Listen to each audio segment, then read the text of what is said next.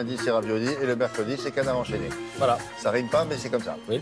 Et qui dit canard, dit dessin. On va commencer par cette livraison de pétillons à propos du gouvernement paritaire qu'on attend toujours. Il me faudrait un barbu de gauche, dit Emmanuel Macron. Dessin de Mouget maintenant, en rapport à la passation de pouvoir, hein, Cazeneuve-Philippe, qui sont tous les deux des élus de la Normandie.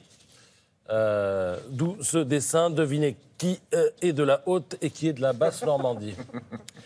Dessin dans le canard enchaîné toujours de Wozniak. Vous savez que Trump vire beaucoup de monde en ce moment, notamment le patron du FBI. Et là, il y a quelqu'un qui lui dit « Attention, vous venez de vous virer ». Parce qu'il signe des décrets un peu partout. Amusant derrière, hein, le gars avec l'accoutrement du Ku Klux Klan. Et dessin dans le monde de Sergueï. Drame de l'amour au sommet de l'État, ça commence. Macron assiste à un échange entre sa femme, Brigitte, et Marianne, notre symbole républicain. Et c'est Marianne qui dit « Désolé Brigitte, Emmanuel et moi, nous nous aimons à 66,10%. » Je le savais, dit Brigitte. Cannes, il en est abondamment question dans les journaux ce matin, notamment question des fantômes d'Ismaël, présenté hors compétition ce soir en ouverture du festival. C'est un film, hein, le pitch, je vous le donne rapidement. Supposée morte, Marion Cotillard revient hanter son mari, désormais en couple avec Charlotte Gainsbourg. Alors des papiers sur le film dans le Figaro, dans Libération, dans le Parisien, dans l'Humanité, où vous trouverez par ailleurs une interview de Pierre Lescure, une interview touchante. Alors je rappelle qu'il préside le festival pour la 2e année, et l'interview est touchante parce qu'il raconte comment, en fait, il en est venu à aimer le cinéma. Et il parle de son père dans cette interview, son papa qui était journaliste à l'Humanité. Il dit c'est l'époque où le Parti communiste faisait 25%. Il y avait dans cette rédaction de l'Humanité 300 journalistes, c'est plus du tout le cas maintenant. Et il dit autour de moi, ça ne faisait que parler de politique toute la journée. Et il dit j'ai vécu au milieu de ce bouillonnement. Et évidemment, ça lui a donné le goût de la littérature, du sport, de la politique, mais finalement de la société.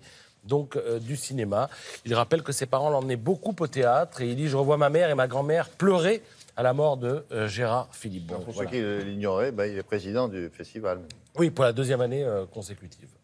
Dans le Parisien, double page sur Cannes également. Il est question évidemment de Monica Bellucci, maîtresse de cérémonie ce soir, qui se dit évidemment émue. Et puis alors la particularité l'une des particularités du festival cette année, c'est que Nicole Kidman est là pour non pas un, non pas deux, mais pour 3 films. Ouais. 3 films, dont Les Proies de Sofia Coppola, un film dont on nous dit qu'il promet des tensions sexuelles. Alors, le pitch, rapidement, ça se passe dans un internat de jeunes filles et on recueille un soldat blessé et là, il va y avoir des tensions sexuelles. C'est un remake.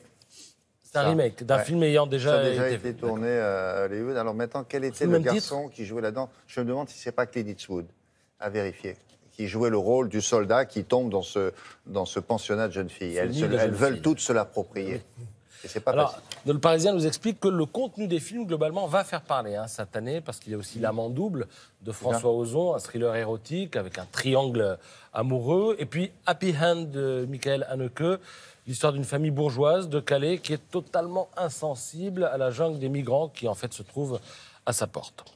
Bon anniversaire à qui, non pas au Festival de Cannes, bien que ce soit la 70e édition, mais à El Deco, qui fête ses 30 ans, avec 2 numéros, mais alors des numéros collector, hein, ils sont épais comme ça. L'intérieur, c'est splendide, vous avez 30 ans de décoration, évidemment beaucoup de décorations contemporaines, tout ce qui se fait, les tendances.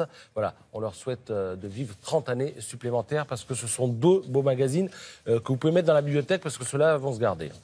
Et puis je termine en vous citant Marc Trévidic, Laurence Wischniewski, François Molins, Renaud Van Ruymbeck, Philippe Courroy. Ce sont des magistrats dont les noms sont associés aux plus grandes affaires de ces dernières années. Des gens discrets, des gens qui parlent peu aux grandes dames des journalistes, sauf quand on parvient à les convaincre de le faire. Et c'est la prouesse qu'a réussi Dominique Verdeillan, notre confrère et chroniqueur judiciaire à France 2.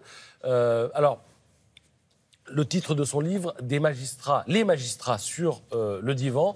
Et pour la première fois, donc, vous avez plus de 80 magistrats dont on connaît les noms, mais qui se confient. Des présidents de cour d'assises, des procureurs, des juges d'instruction. Ils racontent leurs angoisses, leurs traumatismes, parce qu'il y en a. Ces gens-là ne sont pas faits, sont aussi faits de chair et de sang. Évidemment, ils sont confrontés souvent à des affaires catastrophiques, évidemment les attentats de Paris, le crash de la Germanwings, les crimes de Michel Fourniret ou encore de la Julian Chanal, la mort d'Ilan Halimi, le petit Grégory, etc., sans oublier les affaires politiques. Donc, comment faire quand on est à la tête de ces enquêtes ou quand on est partie prenante dans ces affaires, comment faire pour faire face aux scènes de crime, aux autopsies, aux catastrophes aériennes, aux attentats.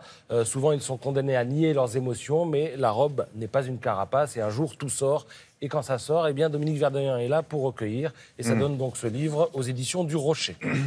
Autrement dit, il a fait l'interrogatoire de gens dont c'est le métier. Pas facile, hein.